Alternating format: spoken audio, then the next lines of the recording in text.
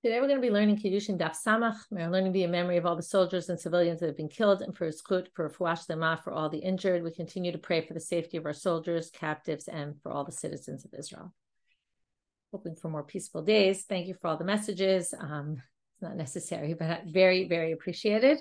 Thank you for all the support of everybody, for all that's going on, for the people that are here, for the soldiers, for people all. It's amazing to see abroad how many people are collecting things. My niece just is flying here now with about 10 duffels that people filled up with all sorts of supplies and other things, maybe even more than 12 duffels. Anyway, it's just amazing to see the outpouring of support from around the world. So I know for those living abroad, it's not always so easy at these times to be abroad, but it's nice to feel that connection. Okay, with that, we'll get started with our daf. So we're going to go back to the end of yesterday's daf. Also, I apologize for getting a little thrown off at the end of the daf, but let's start from there and we'll make we'll organize it. We have this machloket Rav and Shmuel, which soon we're going to see there's actually a third opinion, but there's two opinions right now about a certain case. We're not sure which one. First, they thought it was on the second case in the Mishnah, then they realized, no, it's talking about the third case. So let's talk about the case that it is actually about, which is Me Hayom Ulachar Shloshim Yom. It's a very strange language. Husband betroths a woman and says, this will, here's your Kiddushin, right? Here's a ring. You'll be betrothed to me from now and after 30 days. What on earth did he mean by that? So Rav says, and the Mishnah had said, she is Suffolk, and then, okay, since he said from now and until 30 days, the Mishnah brought a case where someone else betrothed her on day, let's say 15. Right now we're going to say she's Mekudesha ve'ena Mekudesha to both of them. We don't know if she's betrothed to the first. We don't know if she's betrothed to the second. So Rav explains that the way we understood the Mishnah in the first place, which is she's going to be betrothed misafik to both of them for the rest of her life, right? Until they each have to give her a get, basically. Okay, so she's suffik in the suffik situation. We don't know who she's betrothed to. Shmuel says something a little bit strange, which is mikudesha ve'ena mikudesha ela ad shloshim yom. Okay, I'm going back to about 12 lines from the bottom. La'achar shloshim pake kiddush sheni v'gamri kiddush rishon. She's only in this suffik situation for 30 days. After 30 days, she's definitively betrothed to man number one, who said from today and after 30 days, and not to man number two, who came over and betrothed her in the interim. So why is that? So let's explain their opinions. L'Rav, I'm going to read it again in the Gemara. L'Rav mesapkale itnai havei ichazarah. Rav says this language leads to two different options. Either maybe he meant you're betrothed to me from now under the condition that in 30 days, I'm still alive, right? It's a little hard these days to be discussing these kind of situations, right? I actually saw things going around about people, suggestions to give men going out to war, to give potential gets to their wives. There's different languages going around. It's not like this, but it's a similar idea of, I don't know if I'm going to be here in 30 days, so I don't want to have you end up with a betrothal that you're going to have to do yibum for because I die. So if I'm still here alive in 30 days, or perhaps what they wanted to do was a different kind of thing, which is a little bit of a non-committal Kiddushin. Not really sure. I'm pretty sure. Let's make a commitment, but it'll only take place in 30 days. And that way, if I change my mind in between, it won't actually happen. So those are two possibilities about, what he could have meant if he meant a condition. Now, but then it means that if he's still interested in betrothing her and he's still alive after the 30 days, immediately the Kiddushin kicks into place, but retroactively from when he said Mehayom, right? I'm doing this today, but let's wait and see what happens in 30 days. And if in 30 days it's still going, then great, you'll be betrothed to me from today, right? The earlier date. Or Rav says maybe what he meant. And then, by the way, if she does Kiddushin with someone else, it's obviously not relevant because if he's still there in 30 days, then the Kiddushin was relevant right then. But the other possibility, Rav says, is maybe he was changing his mind because he said something that contradicted. He said now, today, and he said, and after 30 days. So maybe what he meant was, I changed my mind. First he said from now, and then, oh no, I didn't really mean from now. Let's just do it in 30 days. So if that's the case, then there's no Kiddushin. And then if she takes Kiddushin from somebody else in the interim, right, there's no Kiddushin until day 30. And then only at day 30, but if she betroths to someone else at day 15, she'll be betrothed to him. So that's why Rav says we're not sure. Shmuel says, no, we're only not sure for the first 30 days because for sure it's a t'nai. He meant to be a condition. And as we discussed, if it's a condition, either right, he'll change his mind, or maybe he'll die, and then it won't be Kiddushin. But if he survives to day 30 and he's still interested in marrying her, then the betrothal kicks in from day 1, which means she betroths someone else in the interim. So for the first 30 days, we don't know what's going to be at day 30. Once day 30 comes, it's clear what it is. And that's why the suffix is only for the first 30 days. After that, she's actually definitively betrothed to guy number 1. So that's Shmuel. And then the Gemara is going to say, right, so L'Shmuel, pshita le ditnai. He's clear it's a t'nai. But that only makes a suffix situation then for 30 days. Now they're going to say, B'plukta dehane t'nai. And actually, Rav and Shmuel disagree about the same machloket happening between the rabbis and Rebbe, as we're going to see right now. Titanya, and it's a machloket about a divorce. So this is the same language, but with a divorce. Here's your get. It'll be your get from now and after death.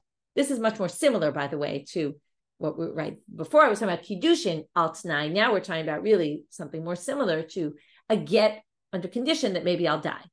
Now, what happens if you die and there's no get, right? So the wife will have to do yibum if there's no children. So the husband wants to avoid a situation where there's yibum, right? The issues we're talking about gets now are not the yibum related issues in general. There are other issues like I'm not going to get into it. It's a whole different situation, but it's just a little bit similar. I don't want to go there right now because we'll never finish our daf. Okay, but now what does he say? This will be your get from today and after I die. Now, there is no such thing as a get after I die. So the whole point is he's giving her a get that will maybe kick into place right now. The problem is he used this very strange language. So the rabbis say this is a get, no get, because again, it's not clear, did he change his mind and say lachar mito, which basically means I'm not giving you a get? Or did he not change his mind? Did he really mean from now in the event that I die? Which then maybe could work because he's saying it'll happen now, right? Zegitech imati, this will be your get if I die, actually does work, okay? Because it means this will be your get from now. But the problem is here today, he said, today and after I die. Now, after I die, there's no such way of giving a get. So it's confusing. And that's why it's a separate. Rebbe says, because I get. Rebbe says, no, obviously he meant this will be your get. It's like saying, today, if I die. He just said in a weird language, but obviously he meant this will be your get from now. Okay, because obviously Rav could claim he knows and there's no such thing as get lachar mita. We'll get to that soon. And that's why obviously he didn't change his mind according to Rebbe. So now they say, if it's so clear that Rav and Shmuel disagree on the same machloket that Rebbe and the rabbis do, why didn't they each just say, I hold like him, I hold like him? That would have been a much smarter way to do it. To which they say, no, tzricha. The problem is the Rav and Shmuel are arguing in Kiddushin, and Rebbe and the rabbis are arguing in get, and it's not the same thing. Why? Well, you might have thought it wasn't the same thing. Okay, it is in the end, but you might not have thought, and that's what you might have thought it was different. If they said we hold like the rabbis in get, there's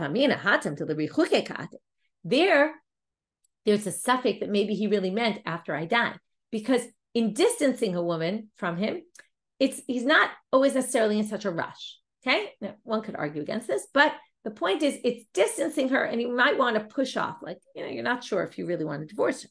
But when it comes to marrying, betrothing someone, he wants to bring her closer all the more so, like now. And therefore, maybe then it would be clear that it was a condition. Again, condition means it's going to happen from right now. It's going to come into effect immediately, even though we said, down the road. And if Shmuel had like Rebbe, that it's a t'nai and it kicks him right now, only by get, Havamina, you would have thought, that's because there it's clear. When you say today and after death, this is your get. Since there is no get after your death, it's obvious he didn't change his mind, and therefore it's a t'nai, because those are the two options, either change his mind or it's a condition. But in our case, where it could be mehayom ulachar shloshim, there is such a thing. You could say this will be your Kiddushin after 30 days. So because he said these contradictory languages, maybe he really meant in Kiddushin to change his mind. And therefore, maybe he'd agree with Rav that it's a sapek tzricha. And that's why you need to say it in both cases, because it wouldn't be clear that you can make the immediate jump from one to the other. Amar Abai, uletami de Rav. Abai says, according to Rav, here we're going to get into a bit of a weird case. So one guy comes and says, same case. today and after 30 days. And remember, Rav says we don't know, did he mean for it to kick in right now? Or did he mean for it to kick in only after 30 days? And therefore, safek, and therefore, if someone else comes and betroths her in the meanwhile, that person will be betrothed to her, and so will the first person, out of a doubt. But what if the next guy comes, instead of saying you're betrothed to me right now, he says to her, you'll be betrothed to me now and after 20 days. Another person comes, the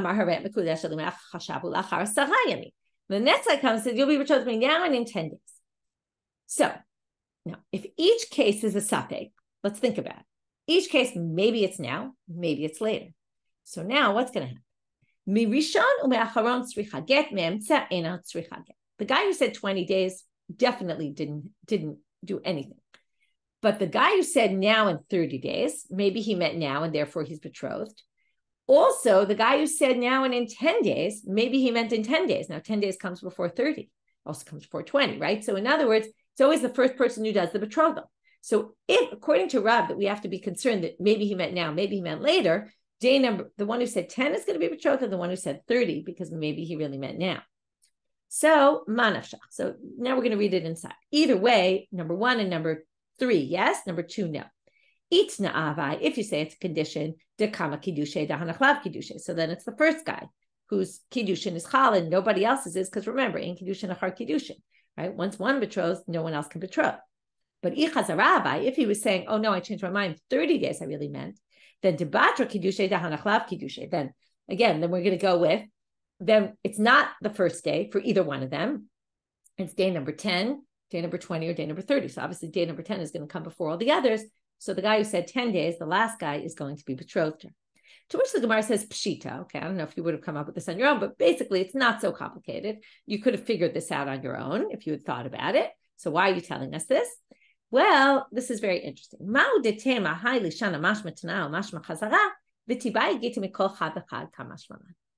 might have thought, now how does this work? We've talked about before, things you think in your heart really don't matter. It's what you say. What's the problem here? The problem is each guy said something, right? They said the same language, basically, just substituting 10, 20, or 30. If this whole thing is a safek, maybe it's a safek to the extent that we say, maybe each guy thought something different. Like, for example, okay, maybe guy number 1 who said today and 30 days, after 30 days, really meant 30 days. He meant I was changing my mind. But maybe guy number 2 and guy number 10 also, 10-day guy also, both of them changed their mind. So that means, right, day 10, she'd be betrothed to the first. Day 30, she wouldn't be betrothed to the third, right? Because she's already betrothed to the opposite. She'd be betrothed to the third guy, day number 10 guy, and not day number 30 guy. But what if day number 20 guy, the guy who said today and after 20 days, intended it to be a condition, meaning I want to be betrothed to you now, and in 20 days, meaning if I'm still here in 20 days, I want to be betrothed to you from now. And then she'd need a get from guy number 2. Okay, so in other words, it could be it's not clear that they all mean the same thing. It could be each one is thinking something else in his mind when he uses these words, right? We all know that we can all say this, we can each say similar wording, but mean something different. So maybe we go by what they were meaning, in which case we have to open all possibilities, in which case guy number 2 would need to give her a get also. To which the Gemara answers no. It doesn't work that way. When we try to figure out what people are thinking, and this goes on all the time in the Gemara, somebody says something, what did they mean?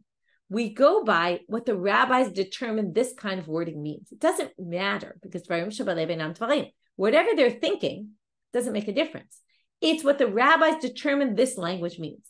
And since the rabbis determined, or Rav anyway, determined that this language means either Tanai or, and we're going to treat it as both, okay, Tanai or Chazara, either it's a condition or he's changing his mind, and we're going to treat it as both.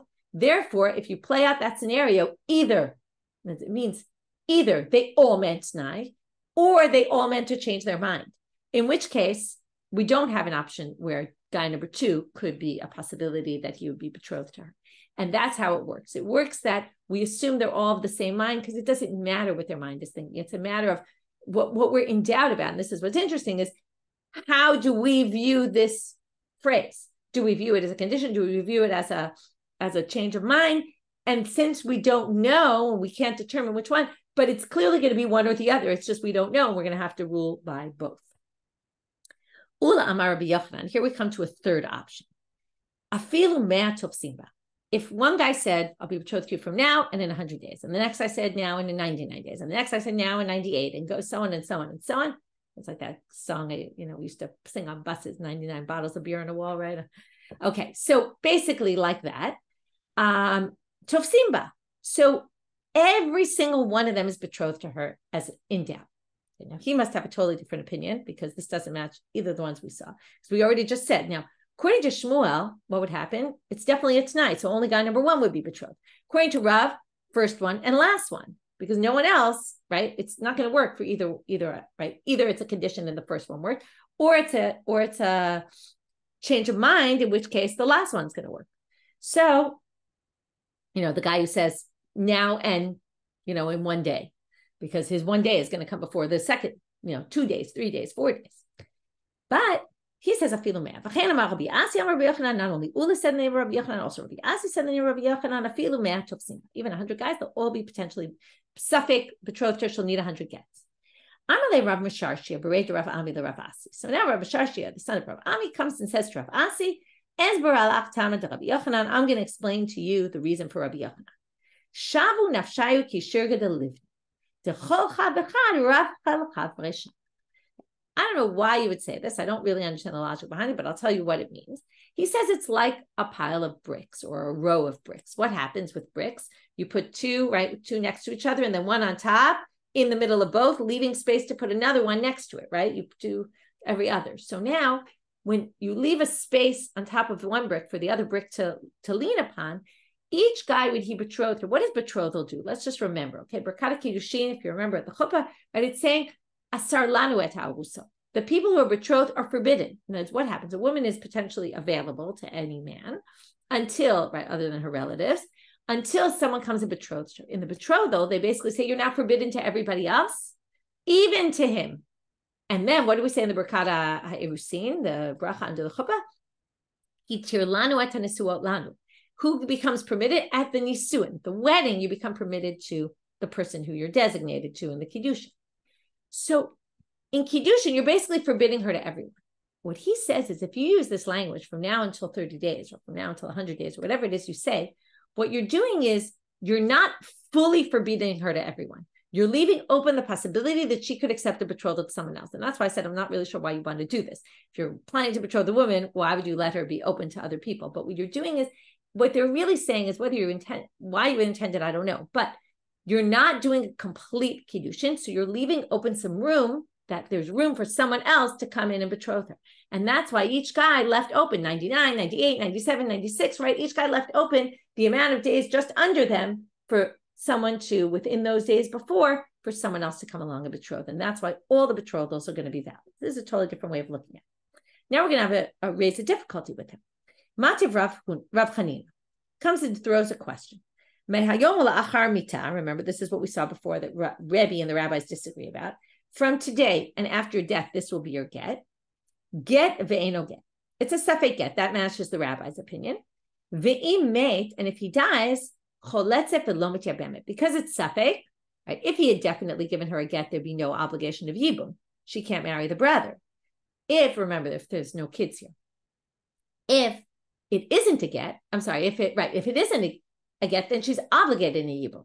Well, since we're not sure if she's obligated or not, and if we let her do yibum when she's not obligated, it's isur karet to have relations with the brother of your past husband. So therefore, she does chalitza and not yibum. That's always what we do in a suffix situation. So now they're going to explain who this works with and who it doesn't. Okay, this perfectly works with Rav. Why? Because this is the rabbi's position that Rav held like, which is suffix. We don't know, did he mean now? Or did he mean it's going to click in now, in which case it's a get and she's not obligated in yibum? Did he mean only after I die, which there is no such thing, in which case she's not divorced, in which case he just died and she is obligated in yibum? Suffix, that's classic. L'shmuel nami, well, what will Shmuel say? Shmuel says it's definitely a condition. Starts from, kicks in right now, which means she's actually, right, it's a get. She's not obligated in yibum. But what will he say to explain this Tanaitic source? Very simply, he'll say, Hamane Rabbanit Michelle Farber. He'll say, oh, that source doesn't bother me because that's the rabbi's position, that braita. I hold differently. I hold like Rabbi, but it doesn't bother me that you bring a brayta that says something different than me because that's just a different position. But the Rabbi Yochanan da'amar shiur habe. Rabbi Yochanan, who said when you use this language, you're just basically leaving open some possibility, meaning you're not fully betrothed, and in this case, you're not fully divorced. You're partially divorced. You're leaving open. Let's say you're 99% divorced, but 1% you're not. You're leaving over something. Now, what did we learn about get? Can't do that. Kol get to mishayar v'lo klumhu. Remember, it needs to be get kritut. It has to completely sever the relationship. If you say you're mostly divorced, there's no such thing. Okay, so therefore, it shouldn't be a divorce at all. If it's no get, then what should it be according to Rabbi Yochanan? Yibume miyabem. Then he should be able to do yibum with her. Okay, and this clearly says you can't do yibum. So we're going to have two explanations. First, Rava, which Abai is going to totally reject Rava's opinion. And then we're going to have Abai who explains this according to Rabbi Yochanan. They're each trying to give an explanation according to Rabbi Yochanan. Amarav, get lahotzi, umita lahotzi. Mashashir, get gumarto mita. Okay, this is a very strange thing, and that's why Abai is going to say this doesn't make any sense. But the purpose of a get is to sever the relationship, right? And we said here that he only severed it, let's just assume 99%, left over a little bit. So it shouldn't be a get. But what happens? So it's not a complete get. But as soon as the husband dies, since death also severs the relationship between them, so get and the whatever was left over by the get, this 1%, the death completed and now made her 100% disconnected with him. The get kind of goes into play retroactively to enable us to say, oh, now she's not obligated in yibum in a definitive manner, right? Okay, so maybe misafik, she does chalitza, but she's not obligated, to do yibum. So now Abaye says, what are you talking about? Amala Abaye, how could the death complete the get to enable to say she's actually not obligated in yibum? Because midame, get motziami reshut yabam, mitamach nezeh reshut yabam. Death generally is what causes the obligation of yibum to kick in. That's the whole thing. Yibum is when the husband dies without children.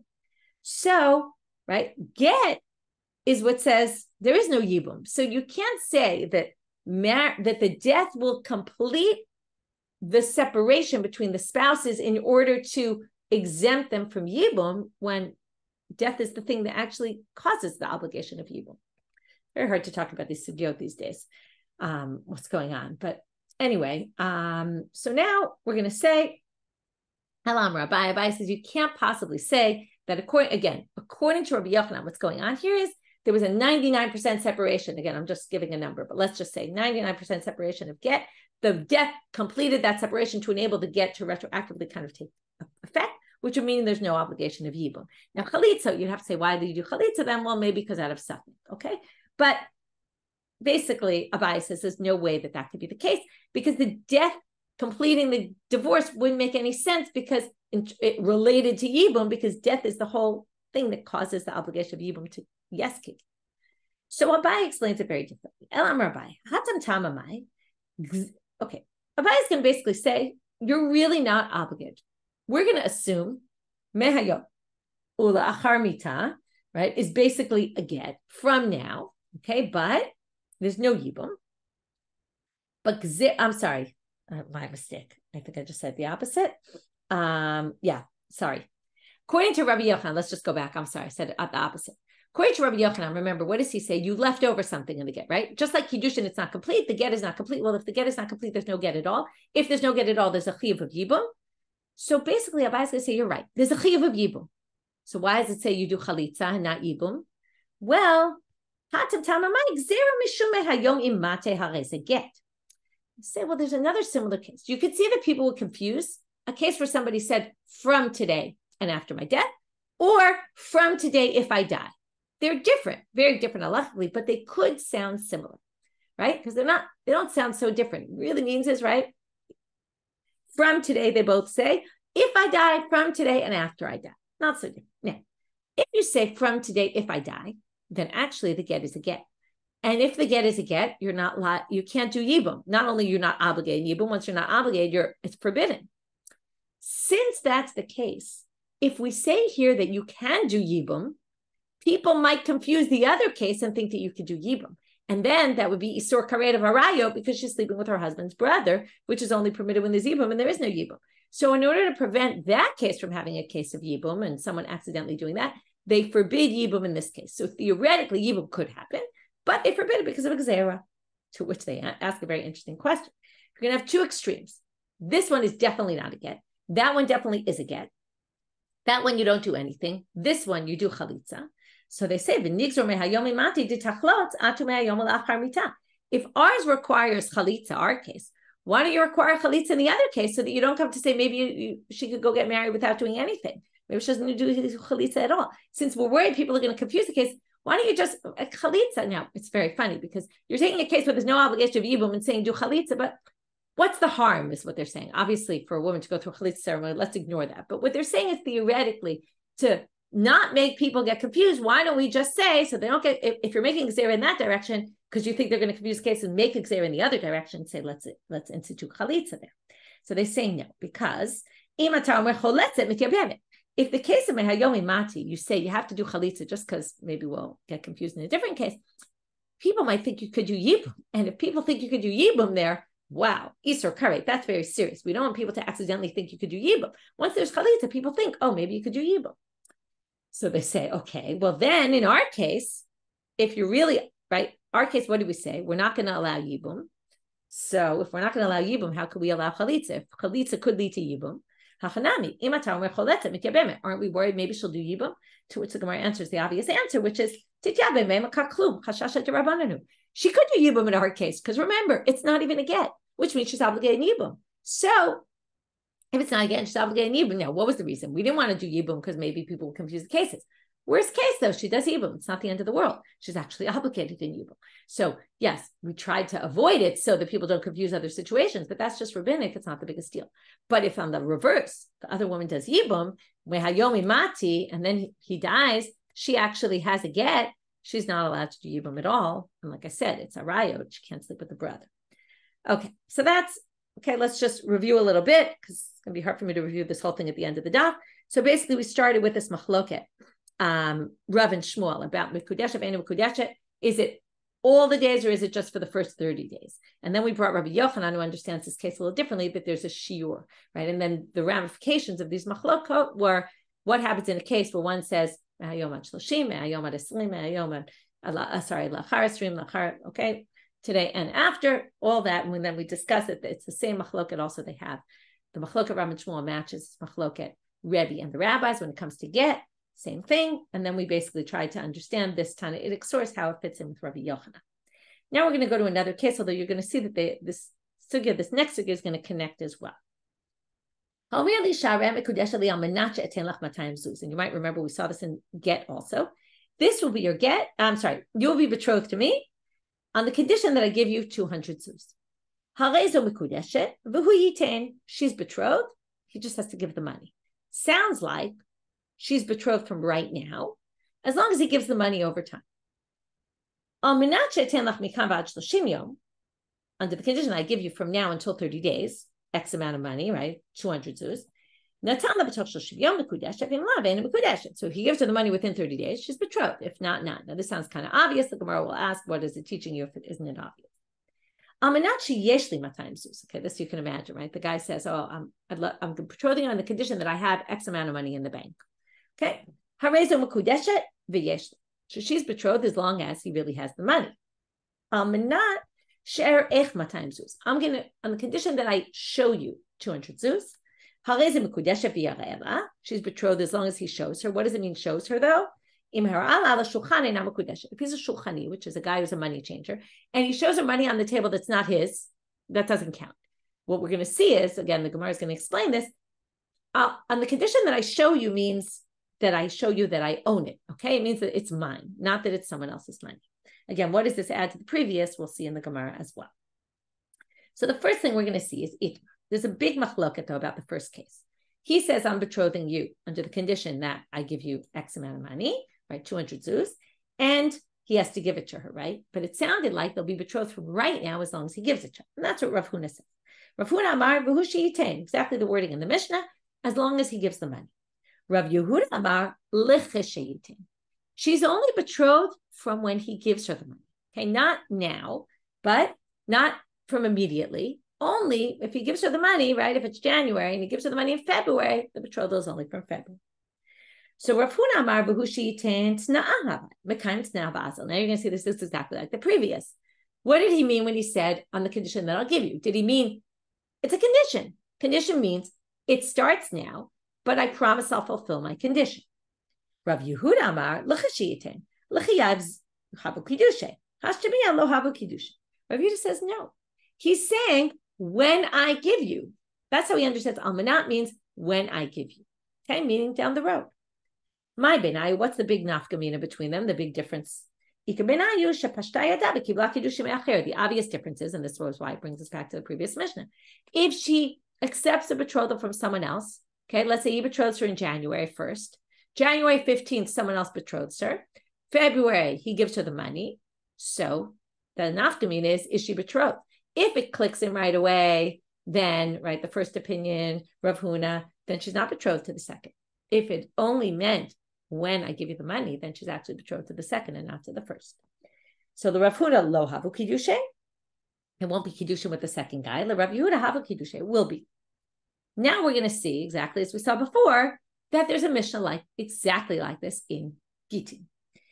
We have a Mishnah that says exactly the same thing. You might remember this. This is your get under the condition that you give me 200 zuz. Okay, this unfortunately we see a lot, right? Men use they say, I'll give you a get, but you have to give me X amount of money. She's divorced, but she has to give the money. That's exactly the Mishnah, exactly like this.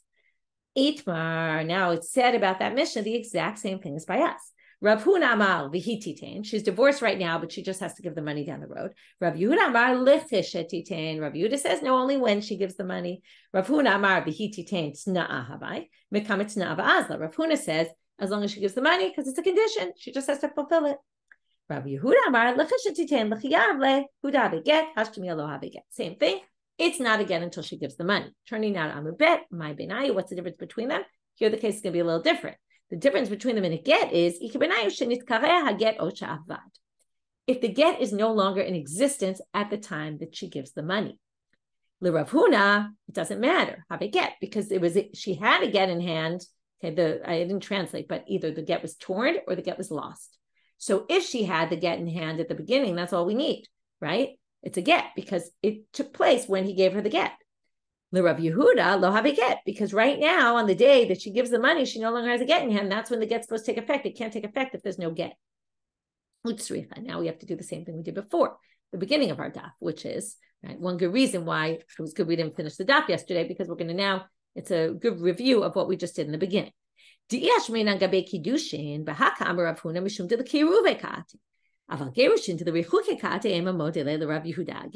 if you're bringing someone closer, we assume that you want it to click in right away. When you're distancing someone, we're assuming that you want to push off. It's happening. So you would say that Rav Huna says it clicks in right away in the Kiddushin case, but not necessarily in the divorce case. That's why you need to mention it also in the divorce case. The itmar bahan, if you had it by divorce, you might have said bahach ka'am Rav Huna. Now we're going to have a different reason, a totally different reason, and we've had this before. Mishum de'ihu lo kasif le'lemitma. Now, with divorce, if Rav Huna said it clicks in now, that's because when he says, under the condition that you give me 200 zuz, the divorce is effective right away because what? He knows no matter what, he's going to get that money because he's not embarrassed at all to go collect the money from her. Okay, why? We're going to see.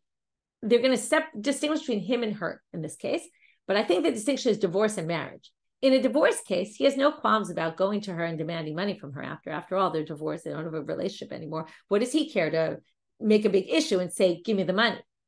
But lo kasif le'lemitba means he's not embarrassed to go. He's not shy to go and demand the money from her. Aval hacha, but in our case, in the case of Kiddushin, what happens? He betroths her and says, on the condition, I'll give you 200 zuz.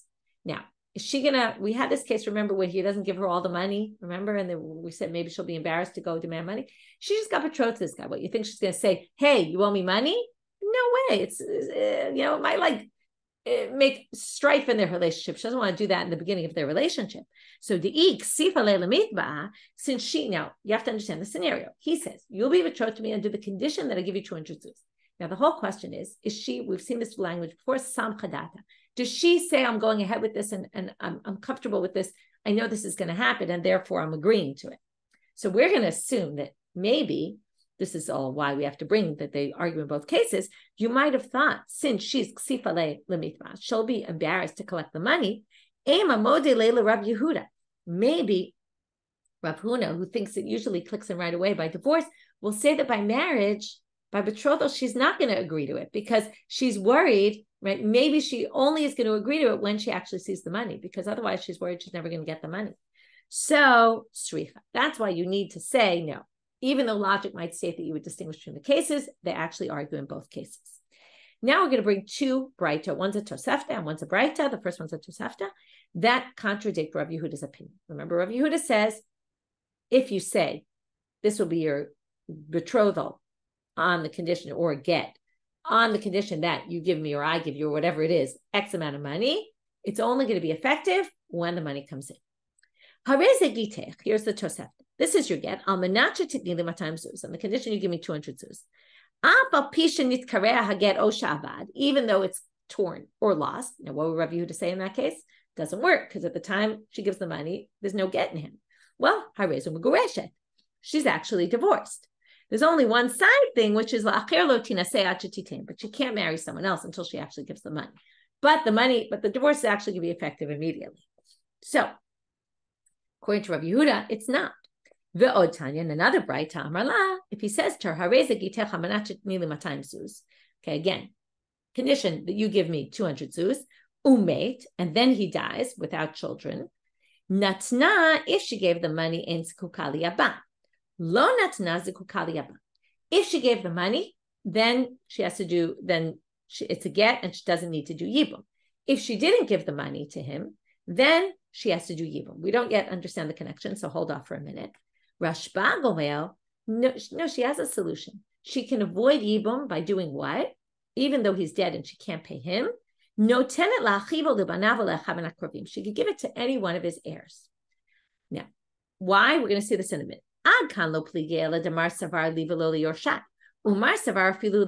What did he say?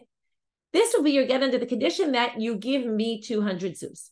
What does me mean? Me could mean me or anyone who comes in place of me, my heirs. That's what Rashbag says. Tanakama says, no, me means me only. If me is no longer in existence, you can't give it to anybody else. But kule alma miatnaya. But they're only arguing about that. They're not arguing about, is this a condition or not? And if she fulfilled the condition, it would have gone in from right away, which is the tiyuf to Rav Yehuda. Now, why do we assume that Tanakama agrees? So you can look at Rashi.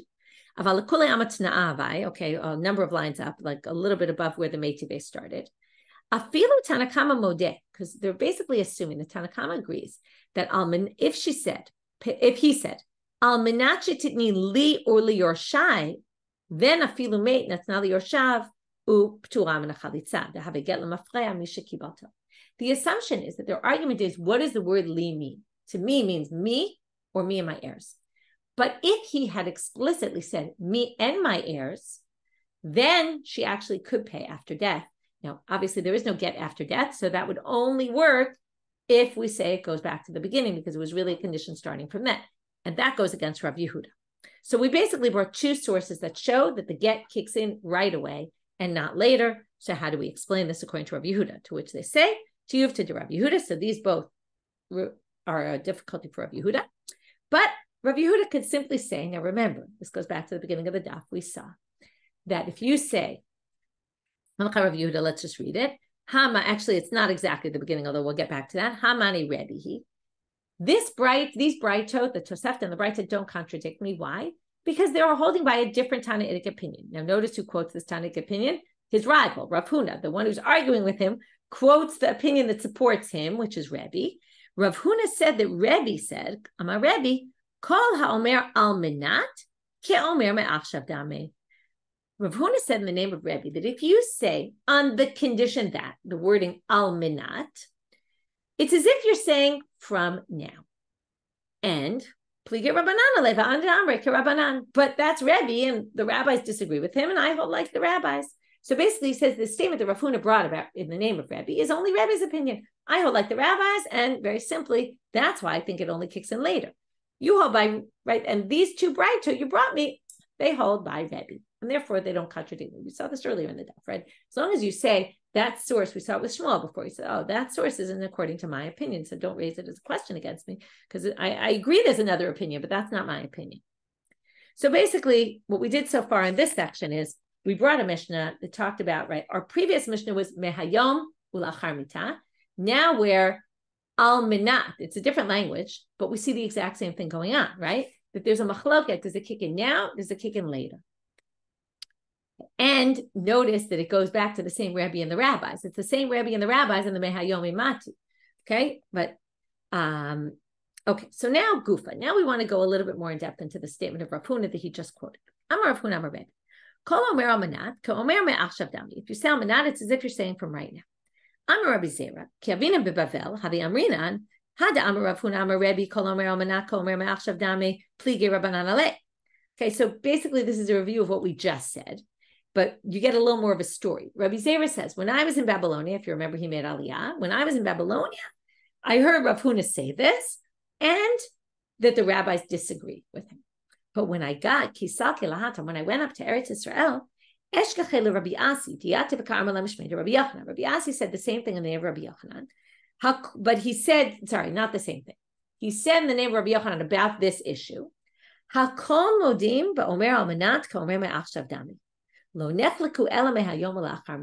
we started our daf with this machloket Rebbe and the rabbis about Mehayom La'achar Mitah. How do we view it? Is it a safek, the rabbi said? Or according to Rebbe, it's a get, because Mehayom means Mehayom, from now. Even though you said La'achar Mitah, it's a condition. But according to Rabbi Yochanan, that is only in the Mehayom La'achar Mitah case. But in Al Manat, if you say on the condition that, it's 100% the condition. What does the condition mean? It kicks in right now. And then that goes against the entire sugya that we just saw. We started our Gemara with Rav Yehuda and Rav Huna disagree about, right, whether it's from now or only when she gives the money. According to the rabbis in Israel, there's no machloket.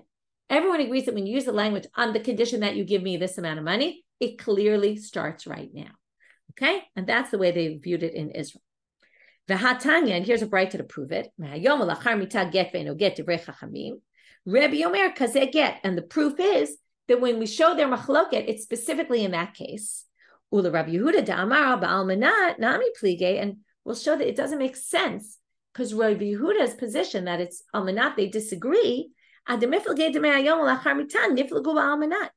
a bigger chidush. It's a bigger. Right? It's more obvious that in Hayom L'achar Mitah there'd be a debate because it's a very unclear language, and maybe he really did change his mind.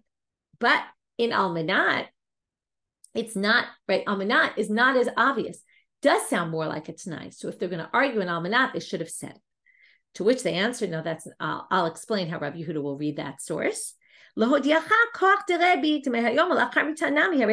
it's a bigger chiddush? Bigger chiddush, Rebbe's opinion is a bigger chiddush. You might say, to say there's a machlok and an almanat, that's less likely, so therefore they should have said it there. But no, Rabbi Yehuda will say, what do you mean? It's Rebbe's position we're focused on.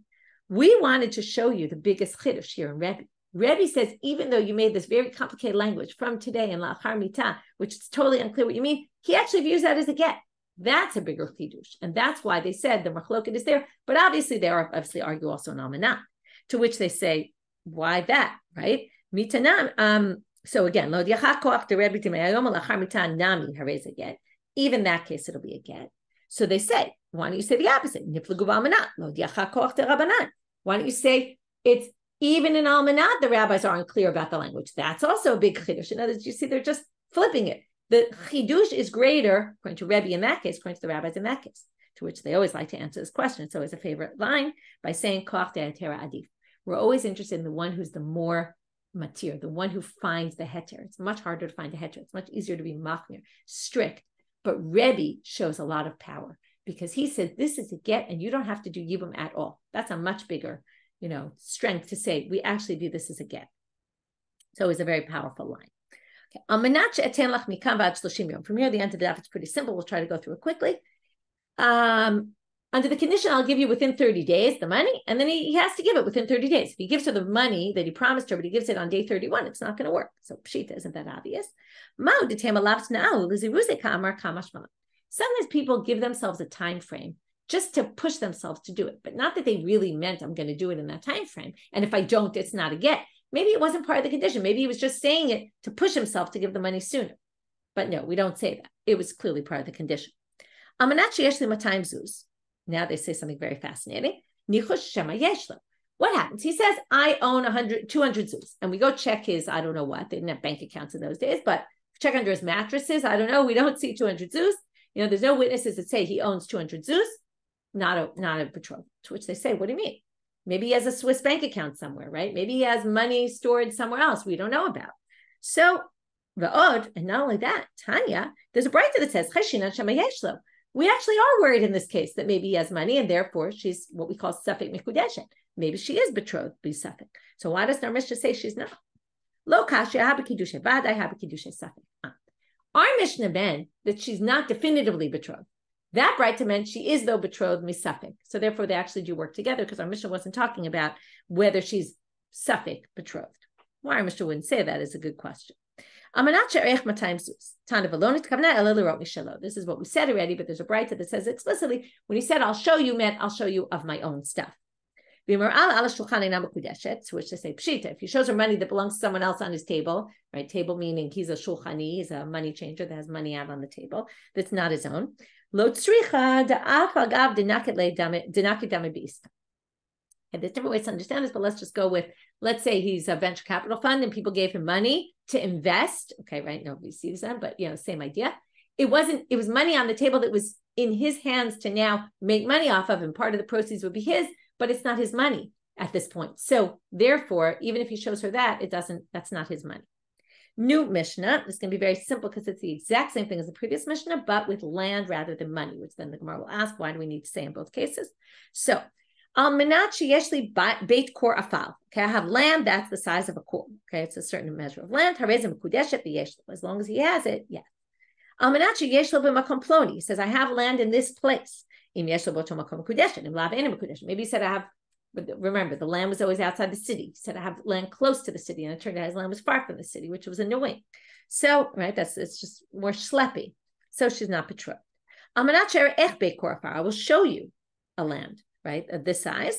As long as he can show her again, which means that that's his. If he shows it in a valley, meaning not his own, she's not betrothed. So again, the Gemara asks the same question as before, just because we don't know he has land, maybe he has land somewhere else in some faraway place. And there's a brayta that says we're concerned that maybe he has. Exact same things before. Maybe, right, we're in the brayta, it was chosheshin, and therefore she's betrothed out of a doubt with him. But our Mishnah was talking about, is she definitively betrothed? And the answer is no. Why do you need to say it both by land and by money? This is very funny.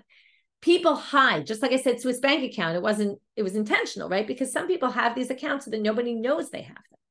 Okay, but now it's much more difficult to do that, but it used to be, right? So maybe people hide money. But once someone buys land, everybody knows about it. We've talked about this before. Word gets around, and therefore, if we don't know about it, we assume he really doesn't have land. Kamash that we still have to be concerned that maybe he has land. So again, pshita, obviously, if he has, right? If he doesn't have the land in that place, obviously he lied, and therefore it's no good.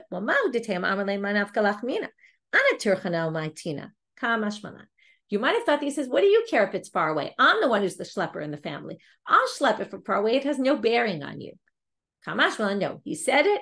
If he lied about, right, that was part of the condition isn't fulfilled. He didn't have the land there, then it's no good. Two more little things and then we're done. So there's a brayta about this that I'll show you. Again, again, what do you mean I'll show you? I'll show you my own. Again, pshita, if he showed her, oh, here's land in a valley the size I promised you, but it's not his land, obviously. Well,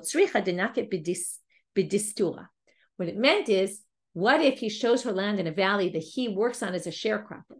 That doesn't count. When he said, I have means I own, and not I'm a sharecropper in the land. So even if he's a sharecropper, that doesn't count as this is my land. Very similar to the business deal that we talked about before. That's it for today. Very long daf, but we finished, and wishing everybody a safe and healthy day.